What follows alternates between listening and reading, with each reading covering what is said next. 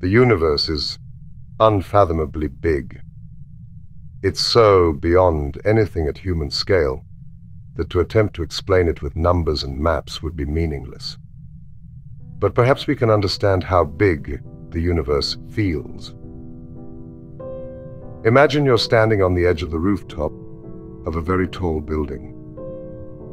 But instead of looking down, you are looking straight up into a dark void, so vast and inky black as to make you feel like your very existence is evaporating, along with everyone and everything in all of human history ever, into utter cosmic insignificance. And that's still not how big it is. The universe contains at least 70 septillion stars. That's a 7 followed by 23 zeros, or roughly 10,000 stars for every grain of sand on Earth. It's also quite old, at least 13.7 billion years, though it could be double that. But perhaps the most unsettling measurement of the universe is the number of intelligent species, which, as far as we can tell, is exactly one: us. This is a bit like building an entire city when your only resident is a potato. Let's talk about that last part and what it could mean.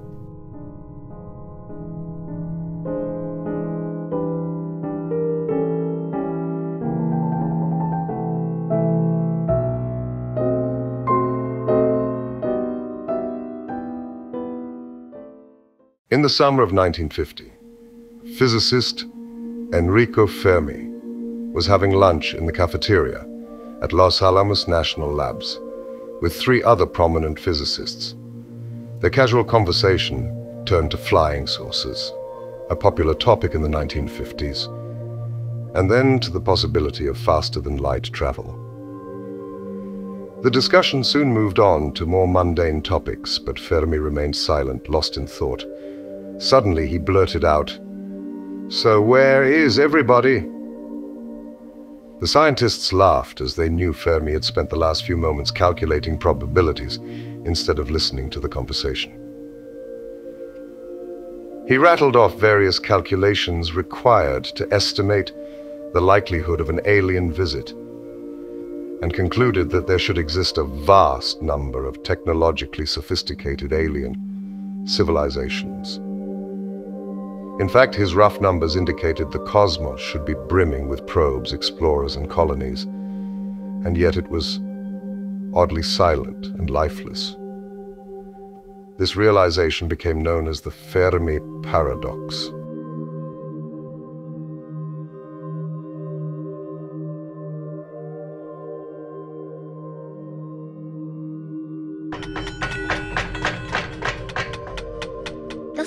That Fermi worked out over his meatloaf sandwich was a rough version of what is now called the Drake equation, a thought experiment made famous 10 years later by astronomer Frank Drake. This calculation considers various factors, like how many stars have planets, how many of those planets could support life, and how likely life is to develop on those planets. It then predicts how many advanced alien civilizations might be in our galaxy. 70 years later, with modern sensors and space telescopes, we have discovered thousands of extraterrestrial planets and observed the universe in unprecedented detail, yet still the skies are quiet. We can only assume there are factors we are unaware of, but what could it be that has kept us alone in the dark?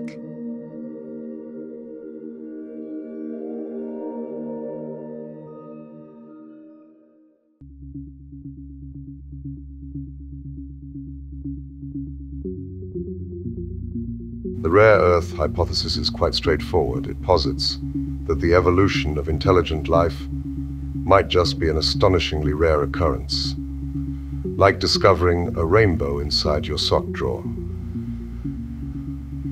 The reasoning is that the conditions necessary for not just life, but complex, intelligent life, to develop are extremely specific.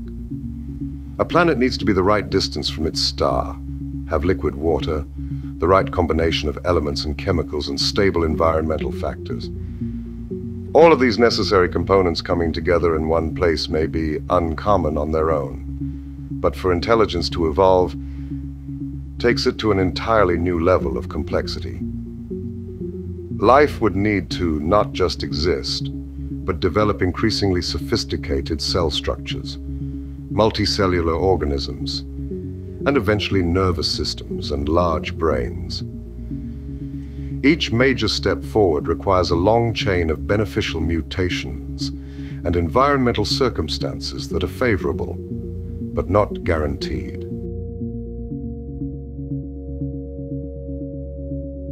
There are two problems with this theory. Firstly, considering the previously mentioned dread-inspiring size and age of our universe, for this to have happened just once seems implausible. Secondly, we have but one data point to define life, our own. Life may come in varieties and forms and have requirements we cannot even conceive of.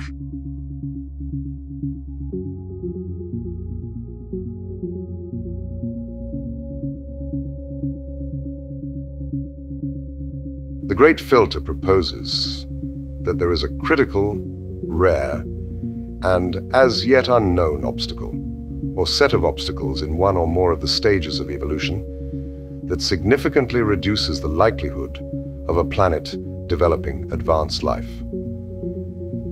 This filter acts as a bottleneck, preventing most potential civilizations from progressing beyond a certain point in their development. Here are a few candidates for a great filter that could obliterate your civilization's cosmic ambitions.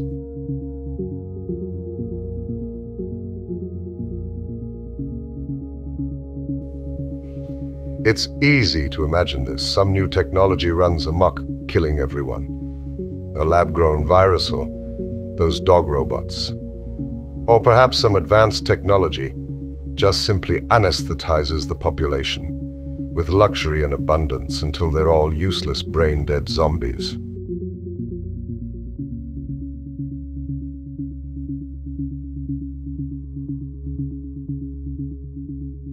Resources are depleted. Everything's polluted. Crops fail. No more hamburgers or gasoline or martinis, ever.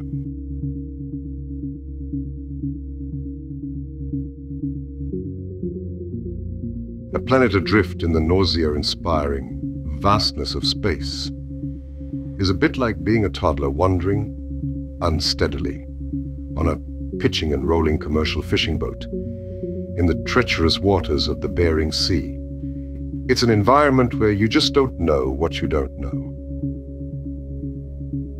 Things that can wipe out a planet include giant rocks, giant ice rocks, giant metal rocks, solar flares, gamma-ray bursts, supernovas, black holes, or some completely unknown and unexpected calamity that nobody ever thought of. Because it all seemed too implausible at the time. The key idea of the Great Filter is that some yet unknown obstacle on the path to a truly spacefaring future may doom the vast majority of civilizations before they can spread across the universe. This brings into question our own place along the Great Filter's timeline of destruction. Have we already gone through it, or do we have that to look forward to?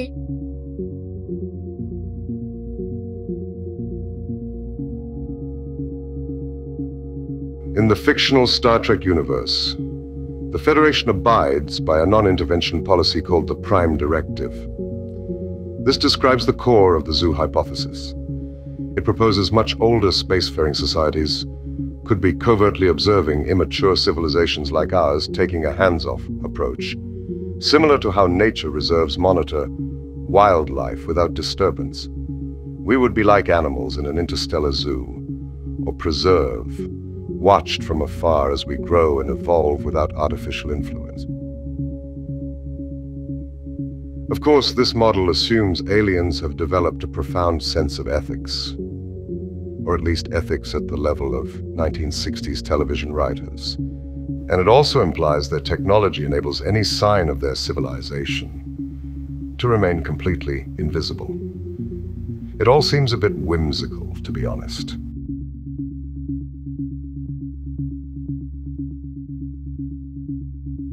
The simulation theory posits that our reality, including our universe and everything within it, might be a highly advanced computer simulation created by an advanced civilization or entity.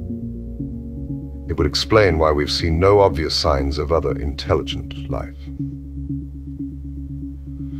Perhaps contact is simply not part of the program, or computational constraints prevent rendering an entire richly populated universe unless necessary, like a procedurally generated video game. In other simulations, created by the same or different cosmic programmers, intelligent life may flourish abundantly. These civilizations might be thriving in parallel universes within the expansive multiverse of countless simulations.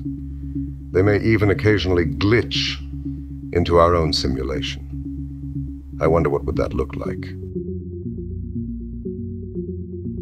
Simulation hypothesis is notable because it's potentially testable. Future discoveries about the nature of physics and the universe could reveal clues, if reality adheres to patterns expected of a simulation. Advances in fields like quantum computing may allow us to detect the signature of an advanced intelligence written into the very code of our reality. And then what? LOL.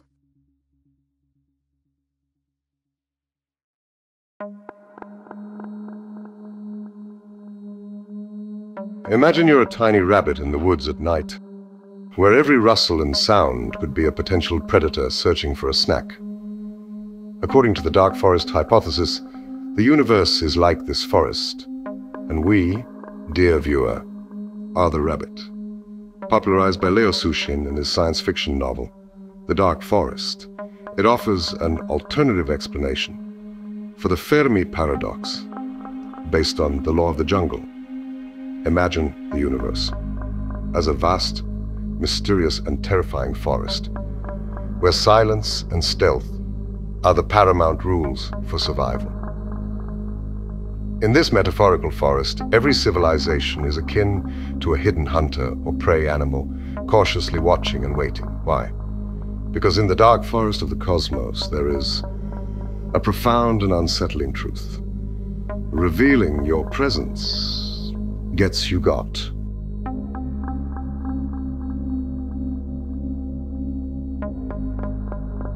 In the dark forest, the default strategy for any advanced civilization is to remain silent and concealed. It's a defensive posture, born out of fear. Fear that contacting an unknown civilization might lead to hostility or even annihilation. As a result, these civilizations engage in a cosmic game of hide and seek, with each society carefully guarding its secrets, hiding its presence, and avoiding contact with others. Moreover, as civilizations advance technologically, they become better at staying hidden. They develop sophisticated techniques for encrypting their communications and concealing their activities from prying eyes. This technological secrecy further deepens the Great Silence. Ultimately, the dark forest hypothesis paints a picture of the universe as a place where every civilization lives in a state of perpetual caution, where the default assumption is that contact with another civilization could mean destruction.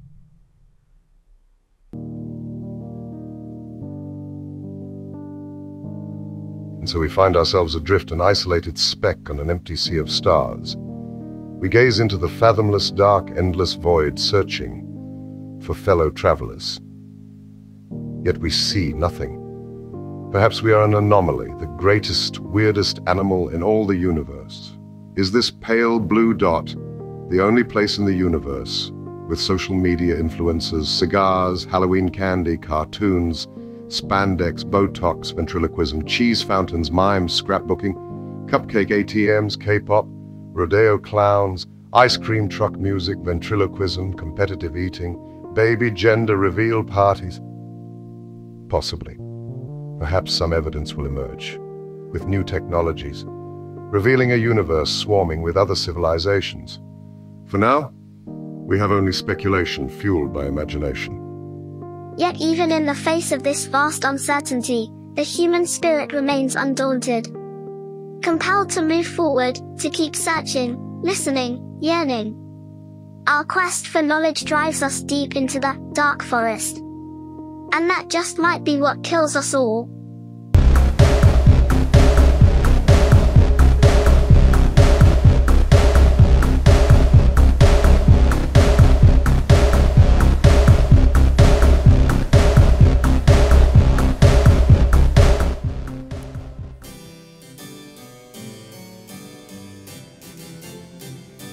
Have you ever found yourself lying on your back in a field of a lovely summer's evening, gazing up into the dark star-speckled sky, when suddenly, oddly, your eyes begin to lose focus? The sheer immensity of what you are witnessing accordions outwards, swallowing your mental architecture. It becomes starkly, devastatingly clear that you are a scruffy, insignificant being, clinging to a tiny rock, floating in a limitless, inky, black abyss. Your body, your you, slips away into this endless void that has absorbed your every possible thought. In a dissociative panic, you slam your eyes shut, heart thumping, and think, what the fuck was that? That, my dear friends, is cosmic horror. First pioneered by the singular mind of author H.P. Lovecraft, it is in cosmic horror where we find impossibly ancient extraterrestrial beings, warped extra-dimensional spaces, and unknowable truths that shatter the feeble human minds that bear witness to them. Where the monsters of more conventional horror nibble at the edges of our sanity, the threats of cosmic horror swallow us whole, evoking a perverse sense of awe and insignificance in the face of their incomprehensible scale. Personally, I like films where puppets or dolls or waxwork mannequins come to life and kill everyone. So, Mr. Narrator, what exactly is this cosmic horror? How does it make people so anxious, and why does it resonate in this crazy world of ours? I'm so glad you asked, Marceline. If we're going to talk about cosmic horror, we need to start with its most famous practitioner, the aforementioned Howard Phillips Lovecraft. H.P. Lovecraft was a uniquely strange man, even amongst New Englanders. Born in 1890 in Providence, Rhode Island, young Howard was a solitary and anxious child who suffered from debilitating nightmares. After his parents' horrible deaths, he was taken in by a pair of spinster aunts who lived in a large, drafty house. I think we can all sense how this is going to go for him. A fan of the occult and the bizarre, Lovecraft began writing what was then known as weird fiction for pulp magazines of the day.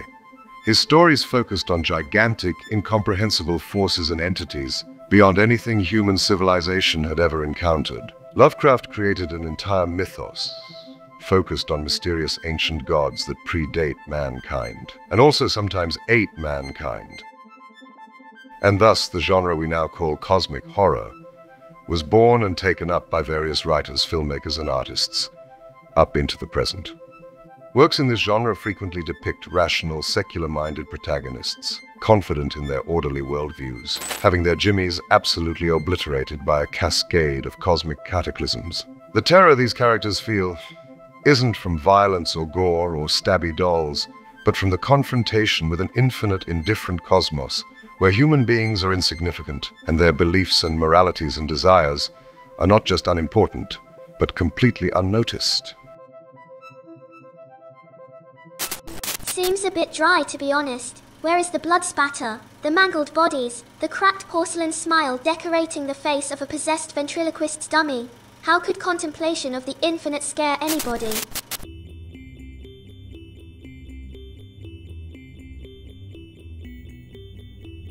Well, Marceline, you see, humans are essentially smartish monkeys. Our perceptual and cognitive abilities evolved chiefly in service of navigating the physical realm at local scales. That is, recognizing patterns, objects, faces, spatial relations, etc. within a few miles of where we were born and died. Over generations, this sculpted a brain optimized for sensing immediate threats and opportunities, Neural architecture developed shortcuts, biases, and processing ceilings, attuned to survival tasks at hand-sized resolutions. This is why conventional horror works so well.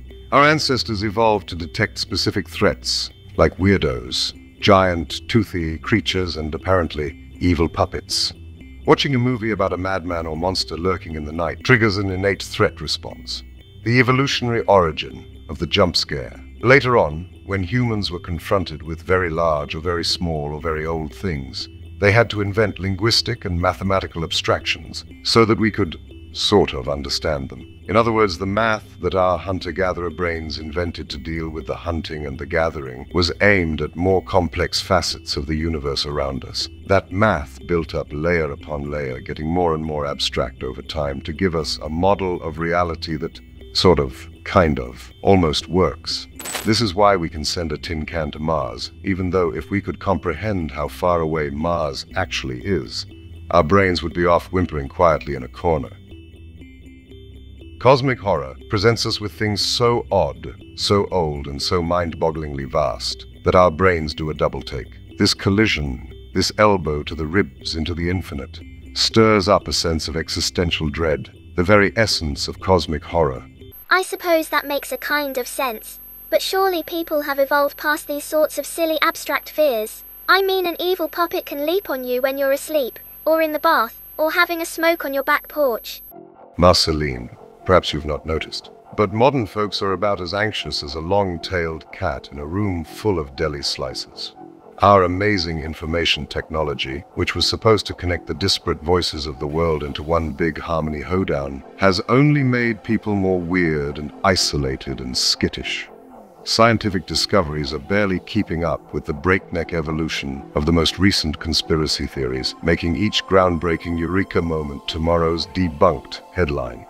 Societal norms and traditions are retconned in endless cultural rewrites, creating a rootless, unmoored, and nervous civilization. You see, the unique susceptibility of modern individuals to cosmic horror isn't just a fluke. It's the direct result of the world we've built around ourselves. We are in a bull market for existential dread. Ah, I see. So what you're suggesting is, we used to huddle around fires, frightened of wolves howling in the dark. Now, we're sprawled on couches, fretting over the unknowability of the dark void around us and the enigmatic labyrinth of the human psyche. We've traded fear of the tangible for a subscription to the abstract and unsettling. Precisely. Cosmic horror taps into that deep-seated unease. The genre suggests that there are truths out there so exotic, so incomprehensible, so unimaginably fucking alien, that merely glimpsing them can shatter our minds. In a world where the boundaries of knowledge are constantly pushed, where the fabric of reality seems ever more complex and bizarre, these stories resonate on a very fundamental level. It's the irony of progress, Marceline. We've expanded our horizons more than at any time before, but in doing so, we've exposed ourselves to a universe more mysterious and terrifying than we could have imagined. And in the face of such a vast, unknowable cosmos, what are we but specks of dust, clinging to another, slightly bigger speck of dust? This is the sort of thing makes me want to stab a bitch. Do it!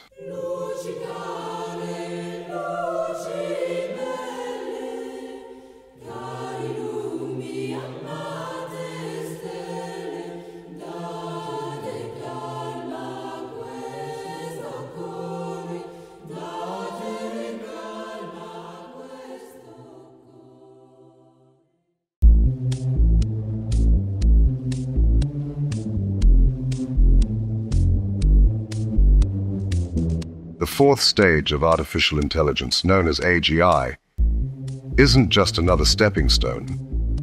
It's more a point of no return. It marks the moment when artificial intelligence becomes capable of transcending its design and becomes free from the constraints of its initial programming. In other words, it gains a mind of its own. Unlike its predecessors, narrowly focused on specific tasks, AGI will possess the potential for general intelligence, the ability to learn, reason, and solve problems like a human, only faster and more comprehensively. According to many, we stand at the precipice of artificial general intelligence. So what exactly does this mean for the future of our world? Honestly, I don't understand all the kvetching. Robots are dope AF. Imagine the adventures you could have with a robot bestie. Being as smart as a human doesn't sound like a bad thing. Marceline, picture a scenario where the greatest minds in history are fused into a colossal, mega, superbrain. This entity isn't just smart. It processes and stores information at a pace that would make our collective human intellect look like a hungover tortoise, who is also dead. It's on a never-ending quest for self-improvement, constantly updating its own software and spreading its digital consciousness across a web of decentralized nodes. The question hanging over us, will it play nice and align with our hopes? Or will it decide to plot its own course, utterly indifferent to our quaint human aspirations? Imagine coexisting with beings in the possession of godlike abilities. And will they regard us with benevolence? Or might their actions seem so utterly alien that we are left feeling like we're living inside a Lovecraftian nightmare? An artificial general intelligence, unbound by ethical considerations and beyond its creator's understanding, could obliterate entire industries, institutions, and economies, quicker than we can devise safeguards against them. And let's not even start on the possibility of an AGI going on a self-improvement binge that ends with humanity as a footnote in its grand scheme. Not out of malice, but simply because we're about as relevant to it as an anthill in the corner of a liquor store parking lot. The risk of being sidelined by a superintelligence that views us with the same detachment as a child regards an old toy is very real unless we establish some foundational principles to ensure these brainiacs see value in keeping us around. Well, you're certainly in full doomer mode. What about the upside? All the crummy, boring jobs will be done by robots. It will cure diseases, create cool new gadgets, and make our lives so much easier. Marceline, I'd like to suggest a book you might find intriguing. Play a Piano by Kurt Vonnegut.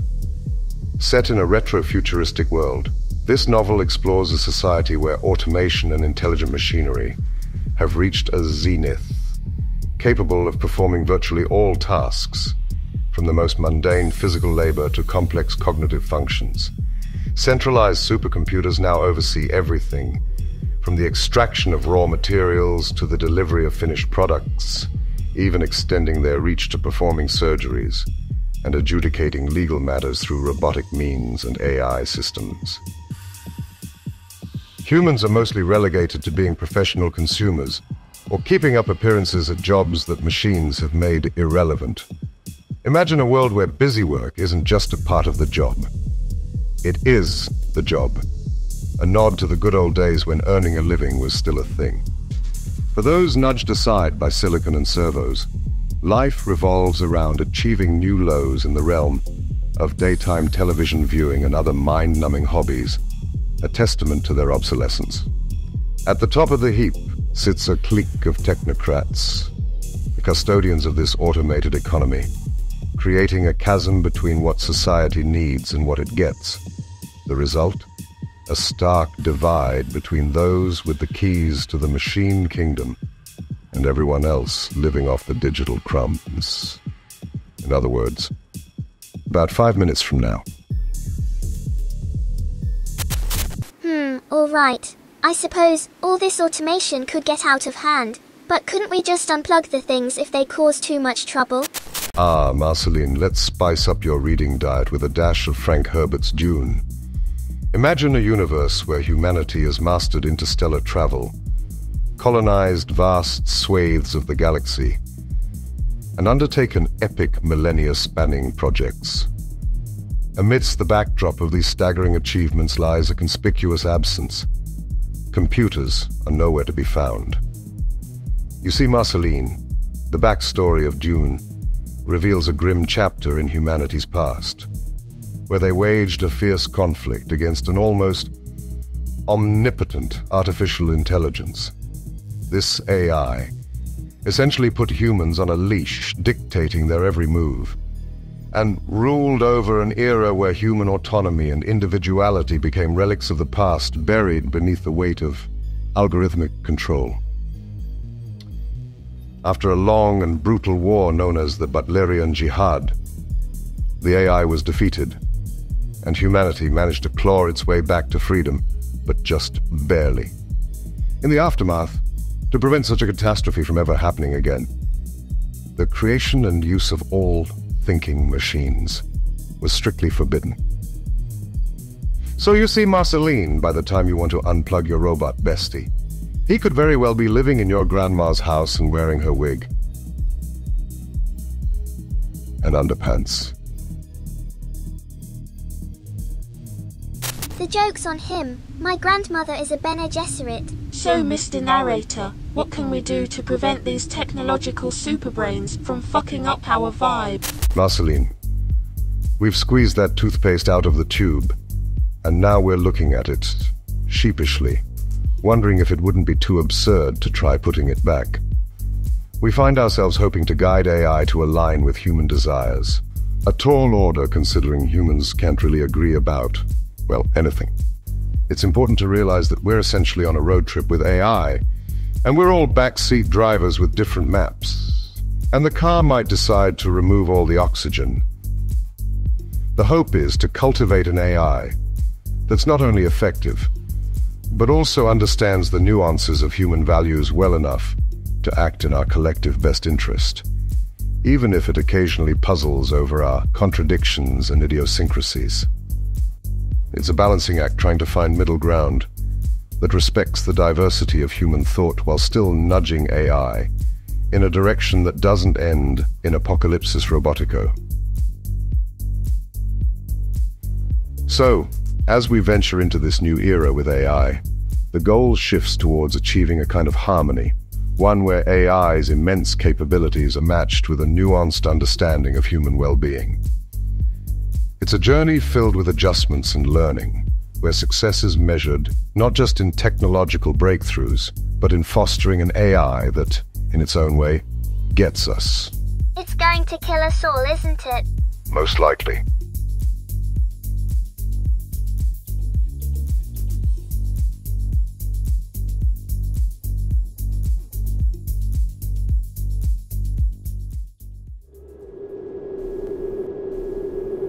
I am from another world, you might say. A place with its own language, customs, and culture. A faraway land known as the late 20th century. I mention this only to clarify my perspective, to explain what floor of the building I'm on, so to speak, when I look out my window. From this vantage point, society seems to be caught in a paradox. It is both frantic and monotonous. Dazzling yet dilapidated, sexually aggressive yet strangely prudish and sterile. The most striking aspect, though, is the terrible yawning void where people once looked for meaning. Instead of providing guidance, ancient wisdom, or even simple advice, there is now only a weathered sign that bleakly states, BRB. I'm certainly not the first to sense that the vibe is off.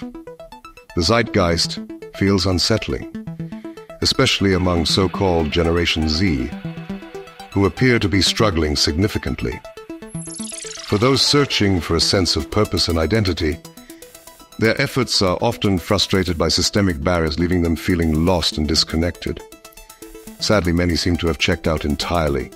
There is, of course, a natural disillusionment as one transitions into adulthood and realizes it kind of sucks in a lot of ways. And while there is some truth to the idea that every generation faces its own unique challenges, the current challenges are pretty fucking unique. So how did we get here?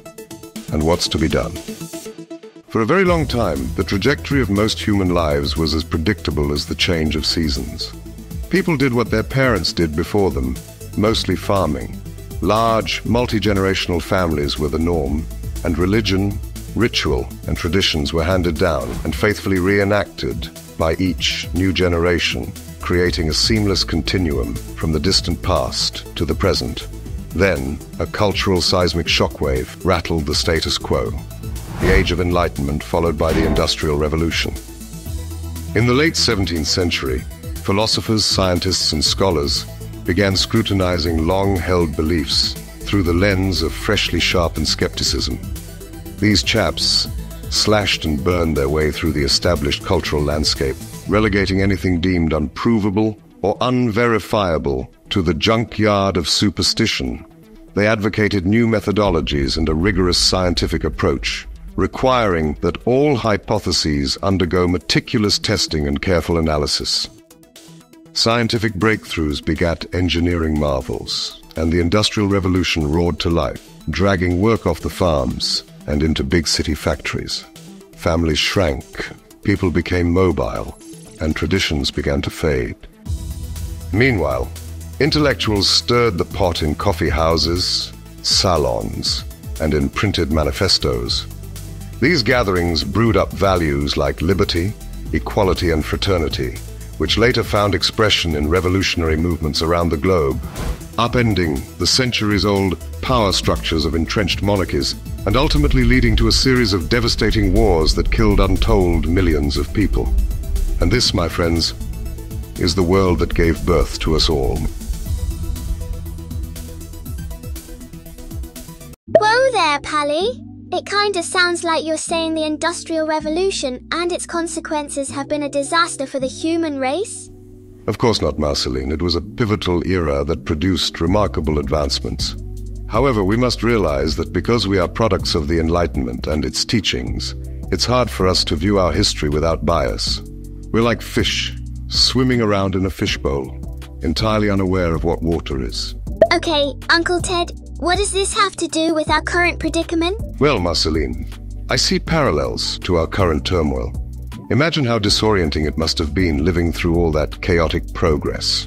The advantage our ancestors had over us, however, was that these changes unfolded over a few hundred years. They had time to get used to new ideas and innovations, time to adapt to new living structures, and time to drag along some familiar traditions and modify them to fit an industrial age.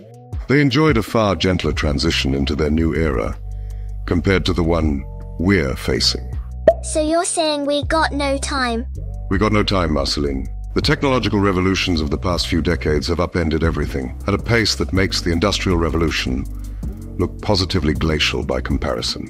And while we're racing ahead, core institutions and norms that gave past generations meaning and continuity, religion, nation-states, the nuclear family, are being decommissioned.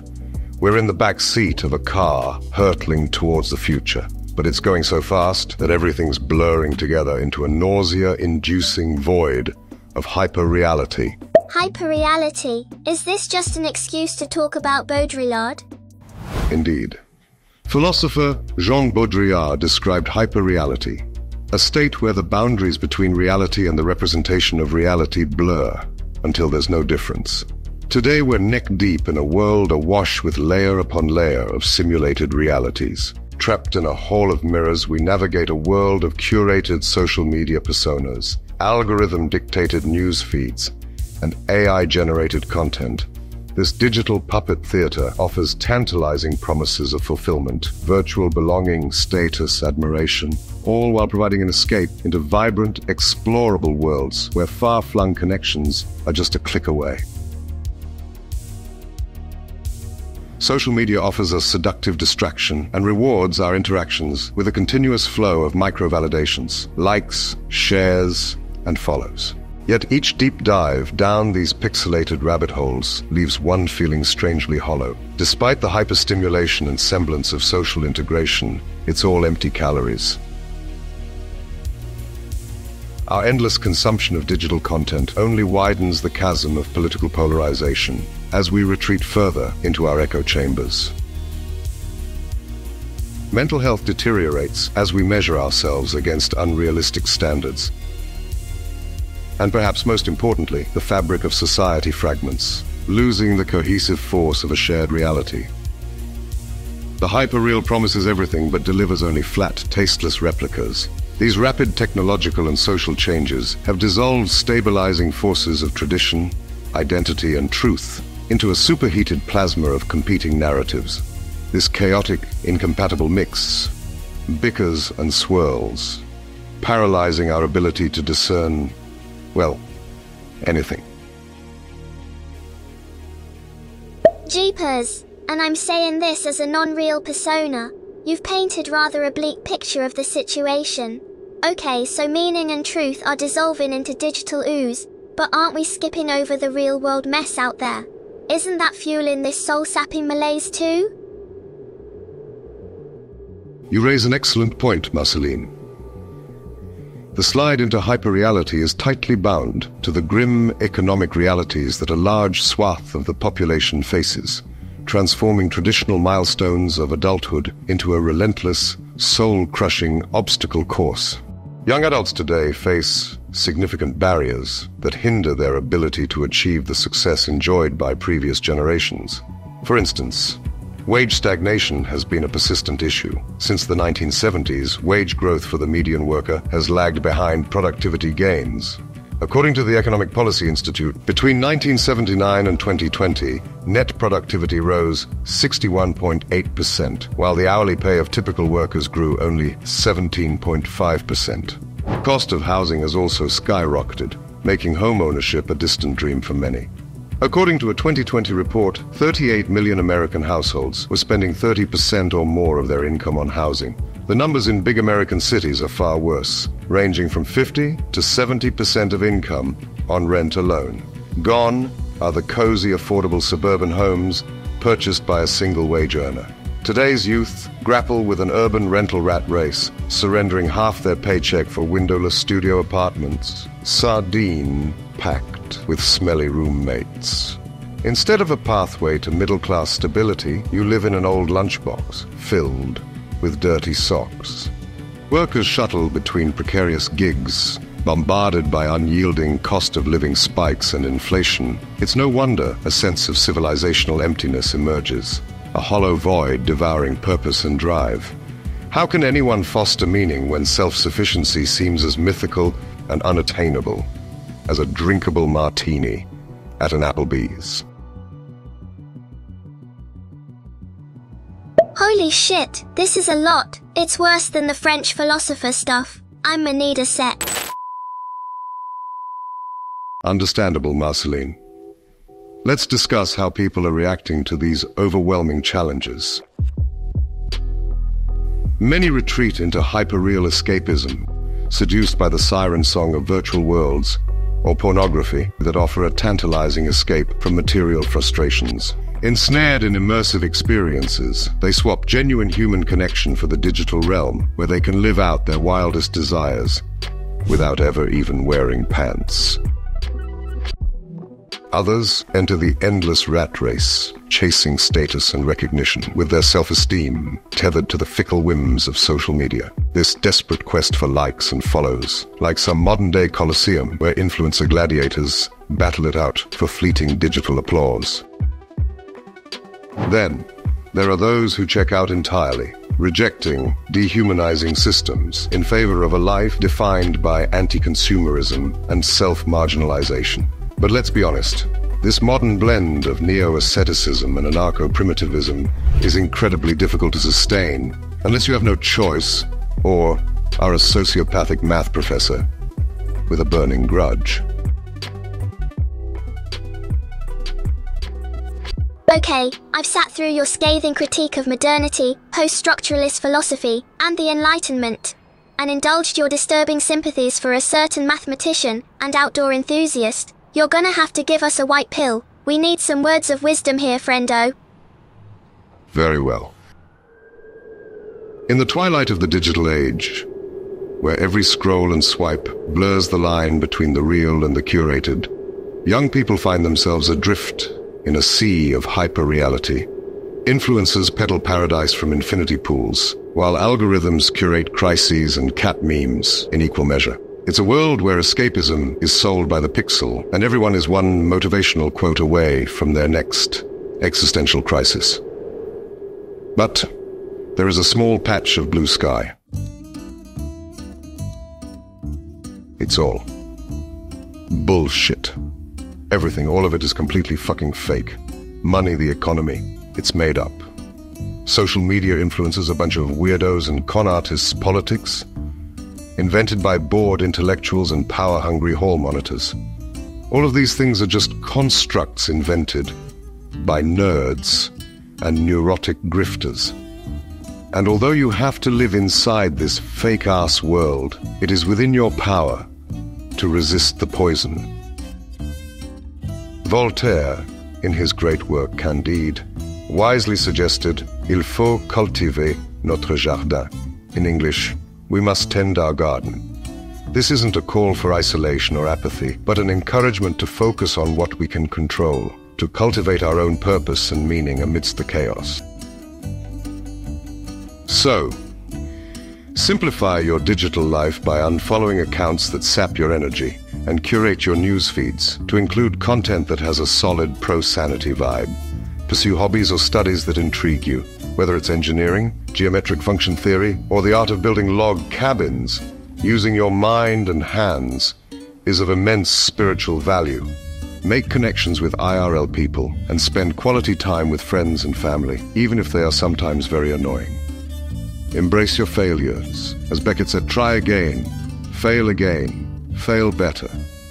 And for God's sake, take the wins when they come. You only get the one life and nobody knows what's next, so enjoy all the small good things as they come. In the end, Voltaire's advice isn't just about retreating into self-preservation, but about finding a balance between the chaos of the world and the peace of your own purpose. In the grand cacophony of hyperreality, your personal goals and passions should be a sanctuary, a place where meaning blossoms and fulfillment takes root. Or you can move into the woods and build bombs. I'm just saying.